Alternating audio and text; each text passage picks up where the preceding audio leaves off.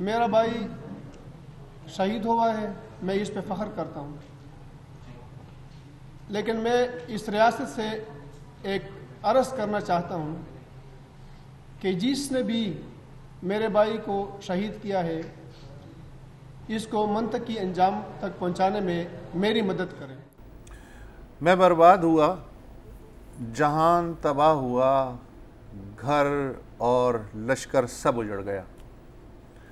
बुलबुले सहर ने नगमाए रंगीन गाना छोड़ दिया। हर तरफ आंसू, आहें, फरियादें, मगर मैं ताहिर दावड़ उस नाकर्दा जुर्म से लाइल्म हूँ कि मेरे साथ ऐसा क्यों हो रहा है, मेरा जुर्म क्या है। को उसके जुर्म का मज़ा तब मालूम होगा जब उसका अपना बेटा किसी जालिम के हाथ लगेगा। ये पश्तो नज़्म है जिसका तर्जुमा मैंने पेश किया रफ़तुल्लाह औरकज़ई जो BBC के नामानिगार हैं उनकी रिपोर्ट से लेके। ये नज़्म SP पेशावर देही ताहिर दावड़ शहीद की है, जिन्होंने सोगारों में एक बेवा, 2 बेटे, 3 बेटियां, बहन भाई और हज़ारों दोस्त छोड़े। शुमाली वज़ीरिस्तान के गांव खदी में पैदा हुए। BA के बाद एजेंसी हेडक्वार्टर अस्पताल शुमाली वज़ीरिस्तान में बतौर कंपाउंडर मुलाजमत करते रहे। 90 के अशरे में पुलिस में ASI भर्ती हुए। 23 बरस मुलाजमत कर सके। तरक्की करके SP के ओहदे तक पहुँचे। ज़्यादातर बन्नू और पेशावर में तैनात रहे। FIA में भी कुछ अरसे असिस्टेंट डायरेक्टर रहे। वो वज़ीरिस्तान के तालिबान की हिट लिस्ट पे एक अरसे से थे। कई बरस इसी सबब गांव न जा सके। 2 मरतबा बन्नू में खुदकुश हमला हुआ और उसमें ज़ख्मी भी हुए। उन्हें दहशतगर्दी के ख़िलाफ़ जंग में कमाल जुर्रत का मुजाहरा करने पे आला तरीन पुलिस कायदे आज़म पुलिस मेडल अता हुआ। पश्तो ज़बान में मास्टर्स की डिग्री रखते थे, शायर भी थे। इस नज़्म से आपको पता चल गया हो गया, और उनकी नज़में गुलकारों ने गाई भी। बड़ी बात है।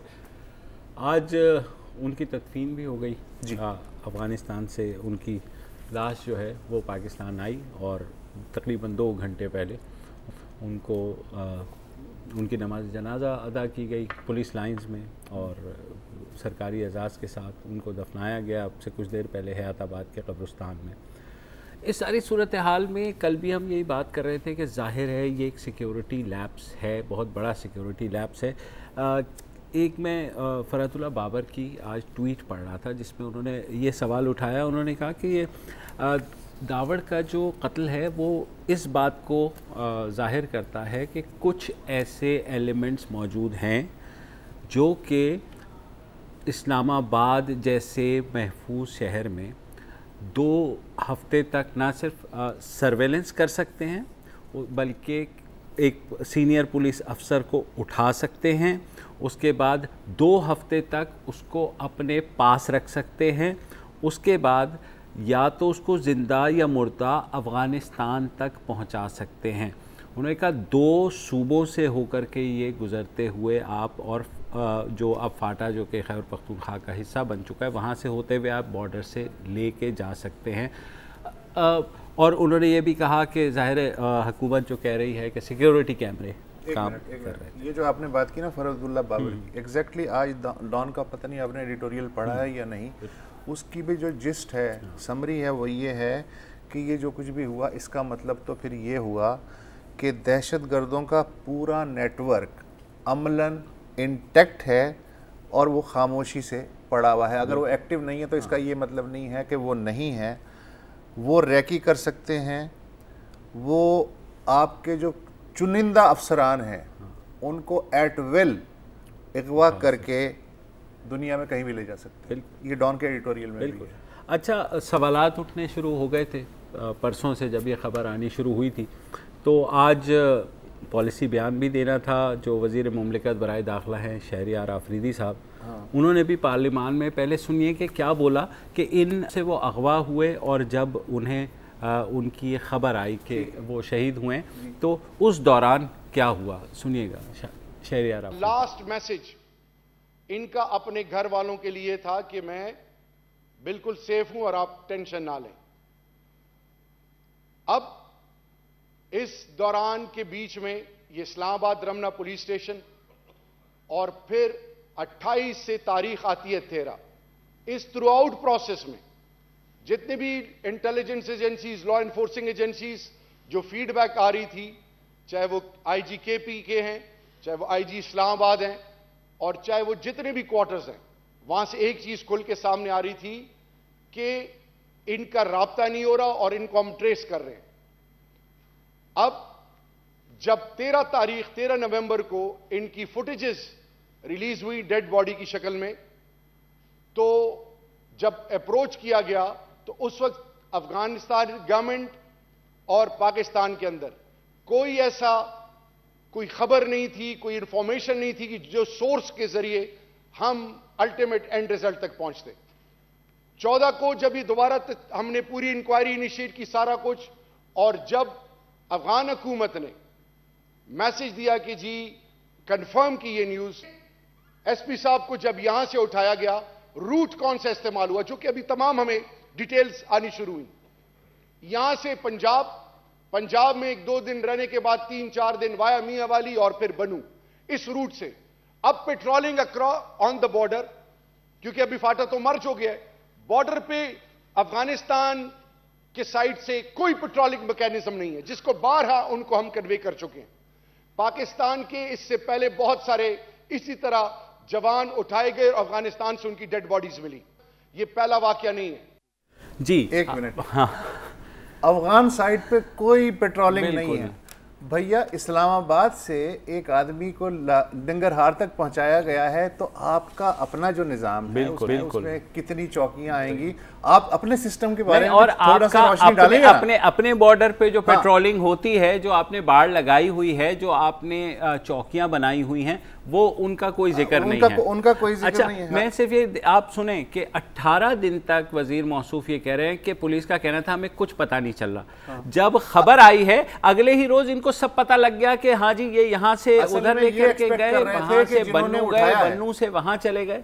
वजीर आजम के जो तर्जुमान हैं, हाँ, उन्होंने इस अगवा के 2 रोज़ बाद वॉइस का उर्दू को एक इंटरव्यू दिया और अपनी तरफ से एक्सक्लूसिव इन्फॉर्मेशन उन्होंने दी कि उनको सब पता है कि ताहिर दावर साहब कहाँ हैं। पहले सुनिए कि उन्होंने क्या कहा। देखिए जी, ऐसा एक तासर दिया गया है कि वो अगवा हो गए हैं। वो एक शॉर्ट लीव पे इस्लामाबाद आए हुए थे। SP रूलर हैं पेशावर के, उनका मोबाइल फ़ोन बंद था फॉर लिटिल वाइल, जिसकी वजह से ये इम्प्रेशन दिया गया, फैमिली कंसर्न होगी, जैसे कि अभी साहब जो थे जो आपके साथ लाइन पे थे, एक इम्प्रेशन क्रिएट किया गया कि जी वो किडनैप हो गए हैं। वो पेशावर में मौजूद है और सेफ एंड साउंड है। इफ्तिखार दुरानी साहब, बहुत बड़ी खबर है, आप जो बता रहे हैं कि वो आज़ाद हैं, पुलिस अफसर ताहिर दावर साहब इस वक्त पेशावर में मौजूद है। ये इतनी बड़ी खबर, ये तो फिर मीडिया, पाकिस्तानी मीडिया में आनी चाहिए, आप लोगों को ये खबर देनी चाहिए कि वो बाजियाब हो चुके हैं। For a little while it flashed और दैट डिसअपीयर्ड। अभी उसमें जब वो डिसअपीयरेंस होगी खबर की, तो उसके बाद सर देखे ना, अमेरिका से आपको दावड़ साहब मिल गए हैं, तो मुझे खैबर पख्तूनख्वा से जो फाटा में जो खैबर पख्तूनख्वा में मर्ज हो गया, मुझे खबर नहीं आएगी। ये तो बड़ी आपने मजाकखेज बात कह दी है जी। तो आपका ये कहना है कि हमारी रिपोर्टर की जो रिपोर्ट है वाला पठान, वो उसको फाटा की खबर नहीं आ रही, लेकिन जो अमेरिका में बैठा है उसको खबर आ रही है। इस खबर को हम जरूर फॉलो करेंगे इफ्तिखार दुरानी साहब। जी सर, जब ऐसे मुशीर, वजीर आजम के मुशीर है ना, जब ऐसे मुशीर होंगे ना वजीर आजम के, जो कि वजीर दाखिला भी हैं, तो फिर वजीर दाखिला भी क्या करेंगे? जब एक बंदे की लाश कंफर्म हो जाएगी, उसके बाद वो तहकीकात का हुक्म देंगे। आज दिया है वजीर आजम उर्फ वजीर दाखिला ने, किसको? खैबर पख्तूनख्वा के चीफ मिनिस्टर को हिदायत की है, खैबर पख्तूनख्वा के IG को हिदायत की है, और खैबर इस्लामाबाद के IG को हिदायत की है कि आपस में राब्ता करके उन असबाब की छानबीन की जाए कि ये कैसे हुआ। 26 अक्टूबर के बाद से आज ये हुक्म दिया गया है, जो कि 27 अक्टूबर को मिल जाना चाहिए था, और इस दौरान पता ही नहीं सानू किथे गया बंदा है। तो वज़ीर दाखिला अल मारूफ वज़ीर आज़म जो हैं हमारे, उनके पास रिपोर्ट्स आती हैं, डेली की रिपोर्ट्स आती हैं, और पुलिस ऑफिसर से मेरी बात हुई इस्लामाबाद में भी और खैबर पख्तूनख्वा में भी, 15 मिनट के बाद उन्हें पता लग गया था कि जनाब वो अगवा हो गए हैं। उसके बाद कल भी हमने जिक्र किया कि उन्होंने मैसेज भेजा था सराय आलमगीर के पास से अपनी अहलिया को कि मैं उनके फ़ोन से भेजा गया था। तो इसका मतलब है कि आपको पता चल गया था, ठीक है, कि वो कहाँ हैं। अच्छा, दूसरा ये कि दफ्तर खारजा ने अफगान नाज़िर अमूर को 2 दफ़ा आज तलब करके गैर ज़रूरी ताख़ीर पे एहतजाज किया, जो कि जस्टिफाइड है। ये जो फुर्तियाँ अब दिखा रहे हैं, पिछले 18 दिन में दफ्तर खारजा ने क्या किसी के कहने पे काबुल हुकूमत से रब्ता किया? भाई साडा नहीं किया। वो तो कल अफगान सफ़ीर ने कह दिया ना, ज़खीलवाल साहब ने, वो उधर थे, उन्होंने कह दिया कि पाकिस्तान ने पाकिस्तान से हमें से रब्ता नहीं किया इस सारे इसमें। बिल्कुल, और क्या, एक वक्फा ले लें, उसके बाद इस पर गुफ्तगू जारी रखें।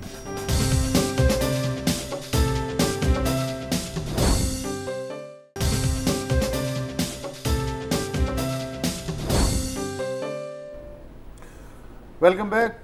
मौजूद गुफ्तगू हैं SSP पेशावर रूरल ताहिर खान दावड़ शहीद। हमारे साथ इस वक्त हैं सीनियर सहाफ़ी और मेरे उस्ताद रहीमुल्लाह यूसुफ जई साहब। रहीमुल्लाह साहब, बहुत शुक्रिया आपने हमें ज्वाइन किया। मैं आपसे ये जानना चाहूँगा कि 26 अक्टूबर को ताहिर खान जो हैं वो इस्लामाबाद से लापता होते हैं।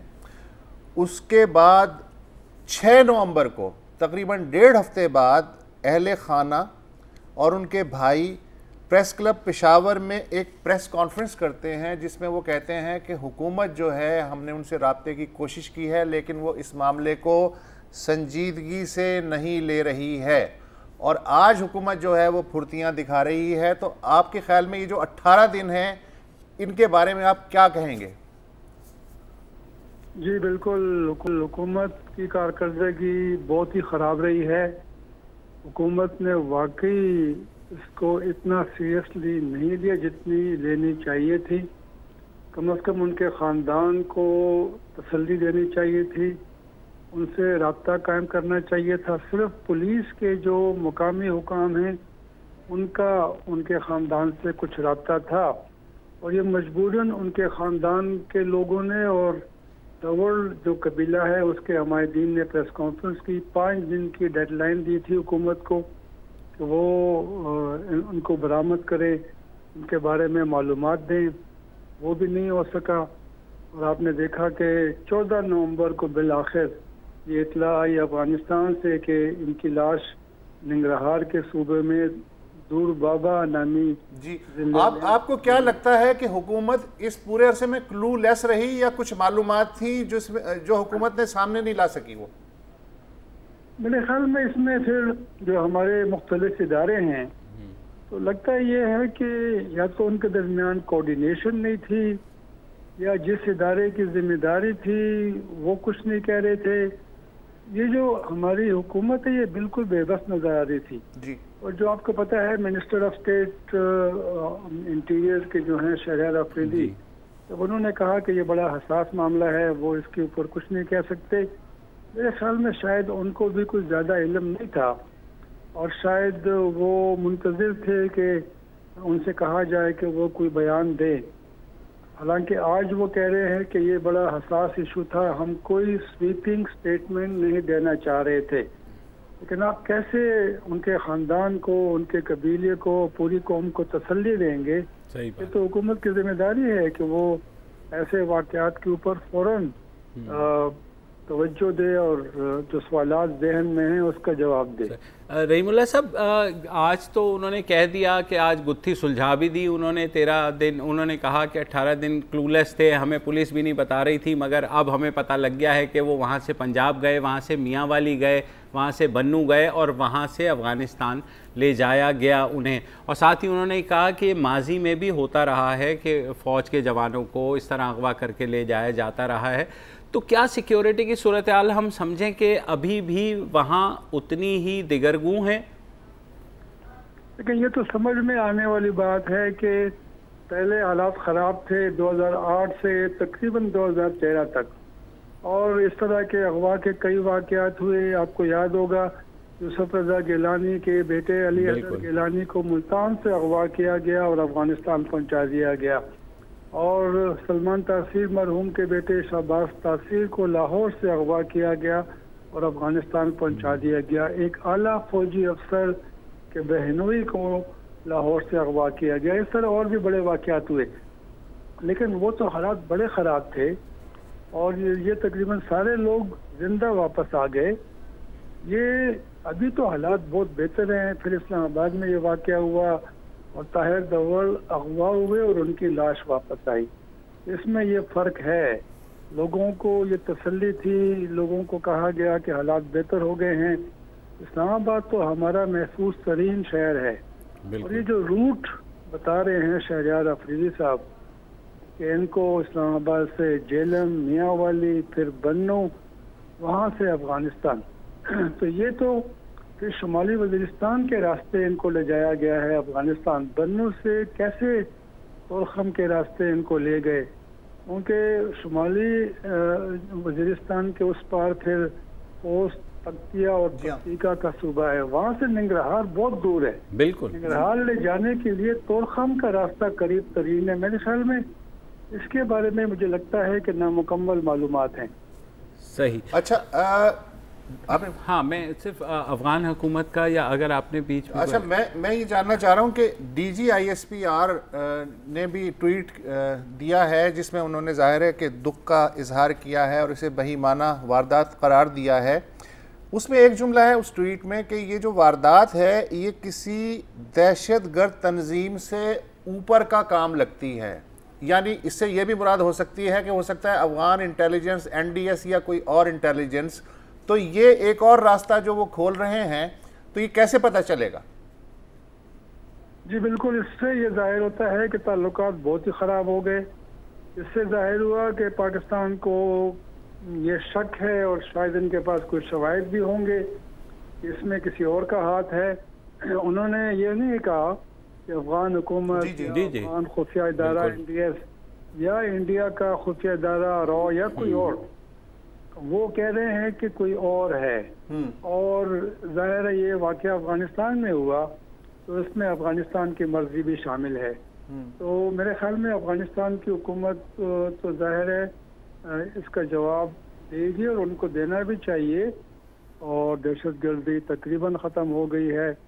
मेरे ख्याल में हमें ज़रा सोच कर ये इस तरह का दावा करना चाहिए, क्योंकि अभी भी जो सरकारी हुकाम ये कहते हैं कि जी कई हज़ार पाकिस्तानी मिलिटेंट्स अफगानिस्तान में मौजूद हैं और वहाँ की सरजमीन पाकिस्तान के ख़िलाफ़ इस्तेमाल हो रही है।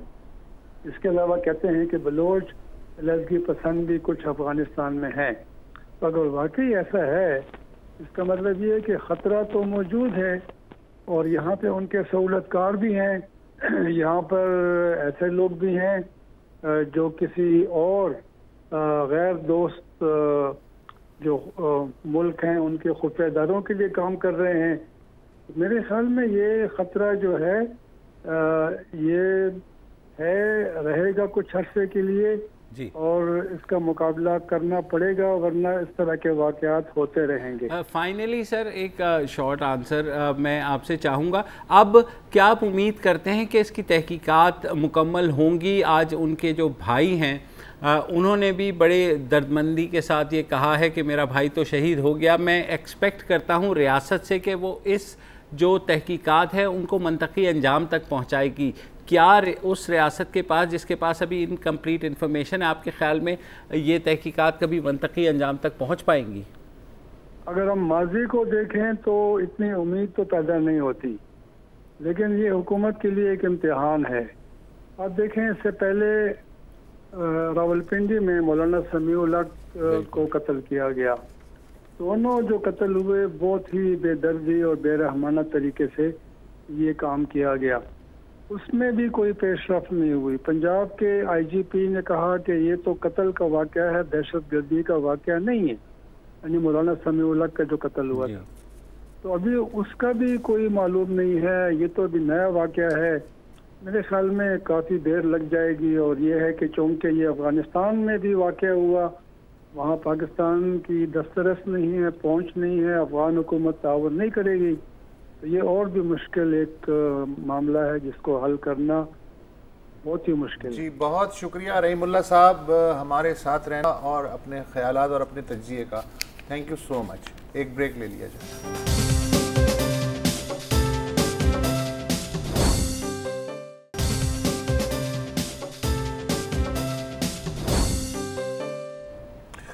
Welcome back.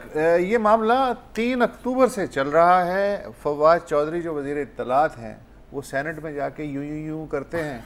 मुशाहिदुल्लाह खान जो है वो ज़बान लंबी करके बाहर निकालते हैं। उन दोनों के साथ तू तड़ाक होती है, मामला गर्म होता है, हिज़्ब इख्तिलाफ वॉकआउट करती है। स्पीकर बेचारे फवाद चौधरी का माइक्रोफोन कभी बंद करते हैं, कभी खोलते हैं, कभी उनसे कहते हैं माफ़ी मांगो। फवाद चौधरी गोल मटोल जवाब देके जो है निकल लेते हैं, मांगी और फिर आके फिर वही हरकत कर सकते हैं। आज भी उन्होंने वही किया। आज उन्होंने जो है पीपल्स पार्टी का मेरा ख्याल वक्फा था और मुस्लिम लीग नून पे भी कीचड़ उछालने का दिन नहीं था, तो उन्होंने पख्तूनख्वा मिली अवामी पार्टी को पकड़ लिया कि इन्होंने किया क्या है। महमूद अचकज़ई ने सिवाय इसके कि अपने भाई को गवर्नर बना दिया। अब उस पर जाहिर है वो बितक गए कोयटा वाले जो लोग थे और वो जो है उनके साथ फिर एंटी पाकिस्तान कह दिया ना उनको। अच्छा वो कह दिया तो सादिक संजरानी साहब जो हैं वो जाहिर है कि पहले से बेचारे तंग आए हुए हैं, वो चुप कराते रहते हैं। तो उन्होंने कहा जी कि आपने दफ़ा की तो माफ़ी मांगनी नहीं है और अब आपने मज़ीद बदतमीज़ी शुरू कर दी है, तो ये ना करें। आप जो है अपने हुर्मत का ही ख्याल रखें, अपने ओहदे की। अच्छा वो मुस्तकिल बोलते रहे। फिर इन्होंने ये कहा कि भाई आप जो हैं अब आप निकल लें यहाँ से और इस सेशन में अब आपकी एंट्री है बैन। अच्छा ये फिर खबर हुई। अच्छा उसके दौरान इन्होंने जाते जाते ये भी दबे अल्फाज में कहा कि जनाब हमें जो है आपके जो कारकर्दगी है उससे पे भी हम ज़्यादा मुतमईन नहीं हैं। फिर जो वज़ीर आज़म हैं इमरान खान, उन्होंने अपने वज़ीर दिफा परवेज़ खटक और शिबली फराज साहब जो हैं वो PTI के जो पार्लिमानी लीडर हैं उन्हें सादिक संजरानी साहब के पास भेजा।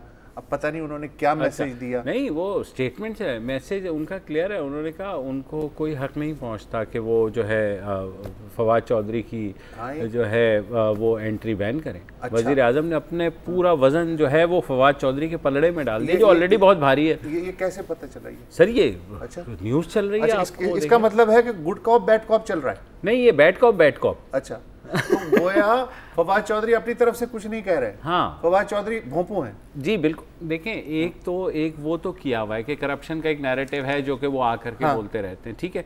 और उसमें जाहिर है वो ज़बान जो इस्तेमाल कर रहे हैं, बार बार ये बात होती है कि भाई बिल्कुल आप करप्शन की बात करें, आप कहें कि हाँ ये केस चल रहा है, ये इंक्वायरी है, आप वो, लेकिन उसमें मज़ा नहीं आता। ओ चोर, ये चोर हैं जी, ये डाकू हैं, ये लुटेरे हैं, उसका भाई टैक्सी चलाता था, हाँ, ये खुद टैक्सी चलाता है, और 5 भाई भर्ती कर लिए, बिल्कुल कर लिए, लेकिन आप उसकी इंक्वायरी लेकर के आए, आप कहें कि ये है और आप हमें जवाब दें। अब जब आप कहते हैं ओए डाकू तू ज़रा बता, तो वो फ़ौरन अपोजिशन भी बिदक जाती है। तो यही चीज़ चेयरमैन साहब बार बार समझाने की कोशिश कर रहे हैं कि जनाब आप वज़ीर हैं, को थोड़ा सा ख्याल कर लें। अच्छा मज़े की बात है सादिक संजरानी साहब तहरीक इंसाफ की हिमायत से सेनेट के चेयरमैन बने। कौमी असम्बली के स्पीकर जो हैं वो तो खुद PTI के ही आदमी है ना, वो तक तंग हैं। तो अब अपोजिशन को तो खैर छोड़ दें। अच्छा वो तक तंग हैं, तो अब मसला ये है कि प्राइम मिनिस्टर क्या चाह रहे हैं, ये बात मेरी समझ में नहीं आ रही। सर दो चीज़ें और हैं। एक तो जो है सादिक संजरानी साहब को बाद में आकर के उन्होंने प्रेस कॉन्फ्रेंस की फवाद चौधरी साहब ने, और उन्होंने कहा कि जनाब ये जो है मैं तो लाखों वोट लेकर के आया हूँ, ये तो इनडायरेक्ट इलेक्ट हुए हैं। ये भी कहा चेयरमैन, ये भी कहा। अच्छा हाँ, और आप मतलब ज़रा चेक करें भाई के कॉन्फिडेंस। उन्होंने कहा जनाब ये मतलब ऐसी बात ना करें, फिर अपने आप मुझे हल्का ले रहे हैं। तो अब मुझे नहीं लगता कि ये मामला कहाँ तक जाएगा। जैसे आप कह रहे हैं कि दोनों जगह वो है, फिर प्राइम मिनिस्टर को कहीं ना कहीं तो रोकना पड़ेगा। अगर custodian of the house both national assembly और सेनेट वाले एक दिन प्राइम मिनिस्टर के पास चले गए और कहेंगे जनाब खुदा ना है, वो जो प्राइम मिनिस्टर आवर शुरू होना था उसका क्या हुआ?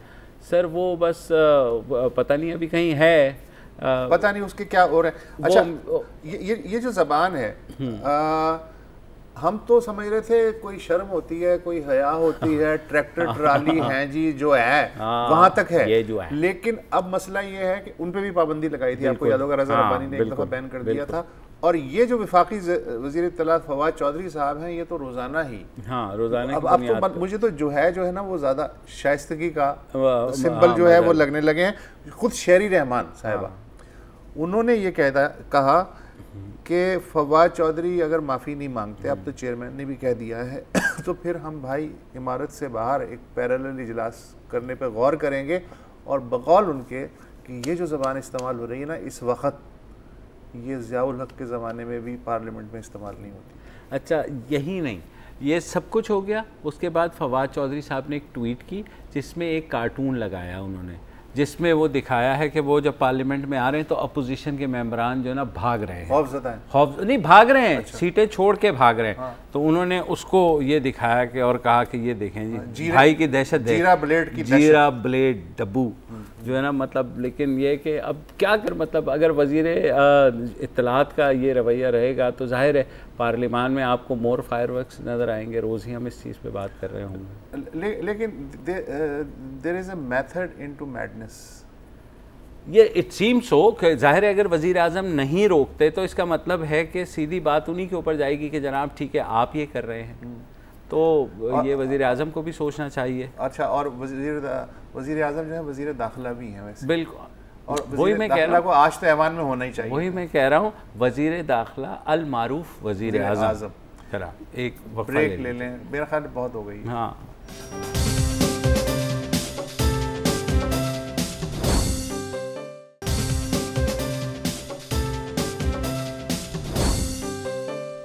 लग यूँ रहा है कि 1.5 महीने बाद भी जो सहाफ़ी जमाल खशोगी का केस है वो सऊदी अरब के मुंह की छछूंदर बन गया है, ना निकली जा रही है ना उगली जा रही है। दूसरी तरफ वाशिंगटन में कांग्रेस की तरफ से सदर ट्रंप पे मुस्तकिल दबाव बढ़ रहा है कि तुम अब क्या चाहते हो, अब फैसला करने का वक्त है और वो जो सौदे वौदे आपने किए हैं उनको नज़रसानी करें, उनको रोक दें।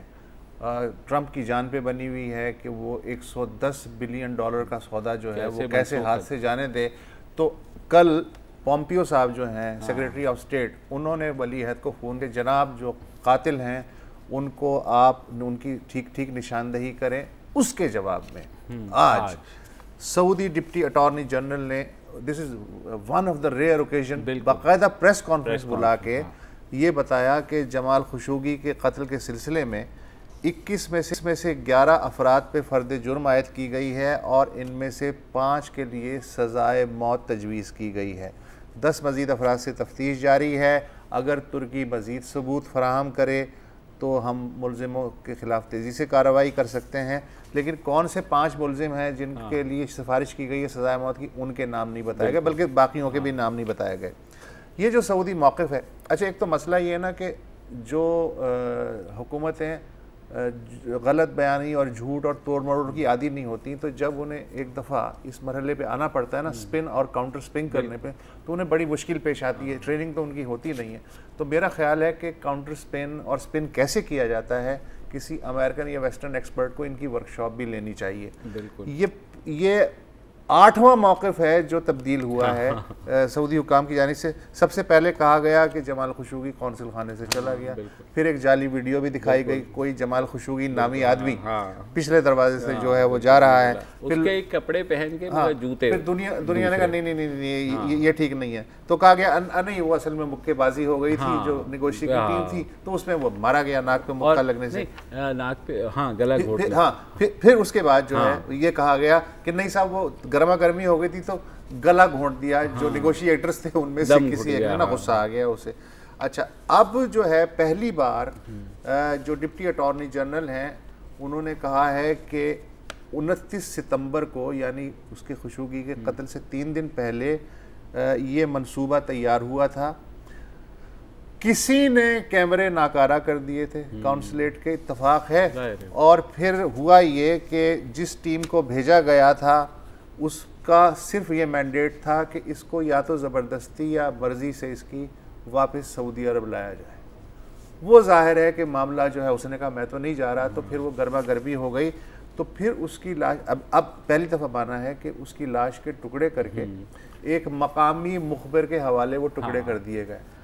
अब और मज़े की बात यह है कि ये पहली हुकूमत है जिसने दावा किया है कि हमने उस मुखबिर का खाका, हाँ नाम नहीं खाका तुर्क हुकूमत के हवाले कर दिया है। अच्छा, तुर्की जो कि आप कहते काउंटर स्पिन, तो काउंटर स्पिन के आजकल बानी जो हैं वो तुर्की के जो सदर हैं। अच्छा, आगे सुन लो ना। हाँ। की पॉइंट तुर्की ये कह रहा है कि एक तो यार हमें ये बता दो प्लीज कि लाश कहाँ है, हम आपको कुछ नहीं कहेंगे। दूसरा ये बता दो कि असल में हुक्म किसने दिया था।